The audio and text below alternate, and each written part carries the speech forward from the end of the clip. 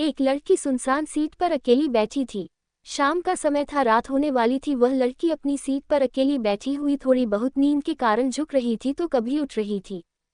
वह लड़की देखकर ऐसा मालूम हो रहा था कि उससे अकेला कोई सफ़र करने के लिए भेजा है, मतलब उसके साथ कोई भी और आने जाने वाले लोग नहीं है। इतने में वहां उस ट्रेन की बोगी में टीसी आ गया था टिकट चेक करने के लिए।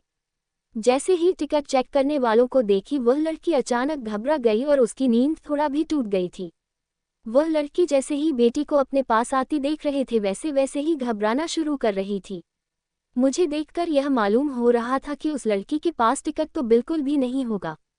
इसी कारण से वह लड़की टिकट चेक करने वालों को देखकर ऐसे काम पर ही थी जैसे उसके पास टिकट हो ही ना हो। जैसी टिकट चेक करने वाले उस लड़के से पूछता है कि टिकट दिखाओ, तभी वह लड़की गुमसुम और मधुर आवाज में कहती है कि मेरे पास टिकट नहीं है, मुझे बहुत जरूरी काम है, मेरी माँ की मृत्यु हो गई है, इसी काम से मैं शहर से गांव जा रही हूँ। मैं जल्दीबाजी में घर में पैसा भी भूल चुकी हूँ, इस कारण से मैं टिकट भी नहीं ले पाई थी। सुबह टिकट चेक करने वाले कहते हैं कि अगर आपने टिकट नहीं लिए तो आपको 300 रुपये फाइन देना होगा। ये देखकर लड़की के होश उड़ गए और उसकी आंखों से आंसू बहने जैसे लग रहे थे। मतलब कैसा मालूम हो रहा था कि वह लड़की कुछ देर में रो देती है। फिर उसके बाद वह लड़की टिकट चेक करने वाले को समझाते हुए कहती है कि मेरे पास टिकट नहीं है और पैसे भी नहीं है। अगर मेरे पास पैसे रहते तो मैं टिकट जरूर कटा लेती, मैं किसी मजबूरी के कारण अपने गांव जा रही हूं, इसी कारण से मैंने टिकट नहीं ले पाई है।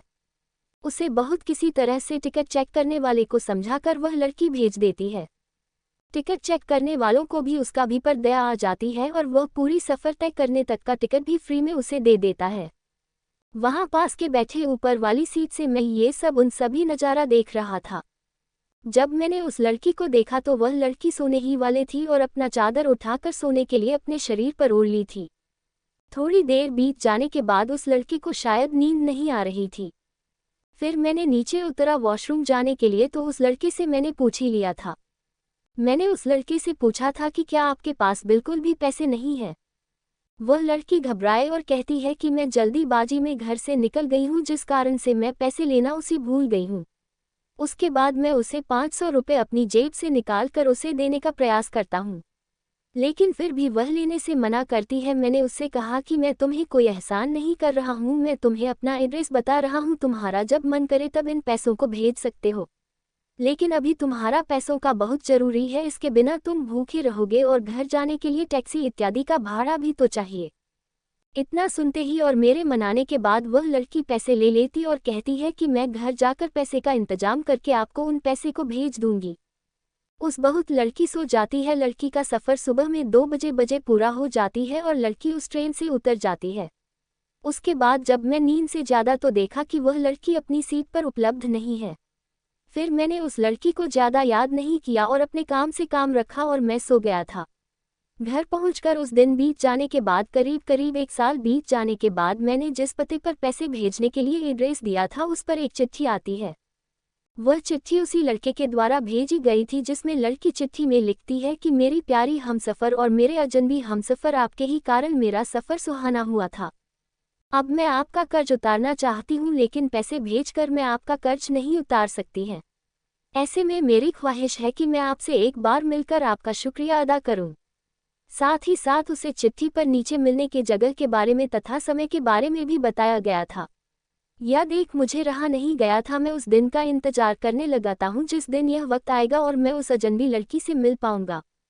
आपको बता दें कि वह अजनबी लड़की मुझसे मिलने के लिए इतना बेकार क्यों थी मुझे भी नहीं पता था, लेकिन जब से मैंने उनकी मदद की थी मैं हमेशा सोचता रहता था कि कहीं वह लड़की भूल तो नहीं गई है, मेरा शुक्रिया अदा करना भी नहीं जानती है। उसके बाद मैं उसी दिन उसी समय पर इस समय की व्याख्या उसने अपनी चिट्ठी में की थी। जब मैं उस स्थान पर पहुंचा तो देखा कि वह लड़की पहले से उसी स्थान पर मौजूद है। जब मैंने उनसे पूछा कि आप बहुत पहले आ चुके थे क्या, तो वह लड़की कहती है कि मैं तो 1 घंटा पहले ही आ चुकी थी, मुझे लगा था कि तुम जरूर मेरे लिए आओगे। आगे लड़की कहती है कि जब से मैंने इन पैसों को लिया है, जब से मैंने आपको देखा है, मेरा दिल कहीं नहीं लगता है। मेरे जज्बात और मेरी जवानी हमेशा आपको ही याद करती रहती है, क्योंकि मैंने उस रात जब आप सो गए थे तो मैं आपके चेहरे की तरफ देखकर बहुत ज़्यादा खुश हुआ करती थी। मैं आपसे अपने प्यार का इजहार करने के लिए आई हूँ। अगर आपको कोई आपत्ति नहीं है तो आप मेरा प्यार स्वीकार कर सकते हैं। मैं पूरी जिंदगी आपके साथ गुजारने के लिए तैयार हूँ। साथ ही साथ मैंने अपने माता पिता से आज्ञा लेकर आए हो के और आपके बारे में बताकर भी आई हूँ। फिर उसके बाद मैं भी खुश हो जाता है, लड़की को तुरंत ही गले लगा लेता हूँ। फिर हम दोनों की शादी जल्द ही करवाने का हमारे माता पिता तथा अभिभावक वादा करते हैं। उसके बाद से फिर हम लोग दोनों फ़ोन पर खूब रात भर बातें करते हैं और ज़िंदगी का लुत्फ़ उठाते हैं।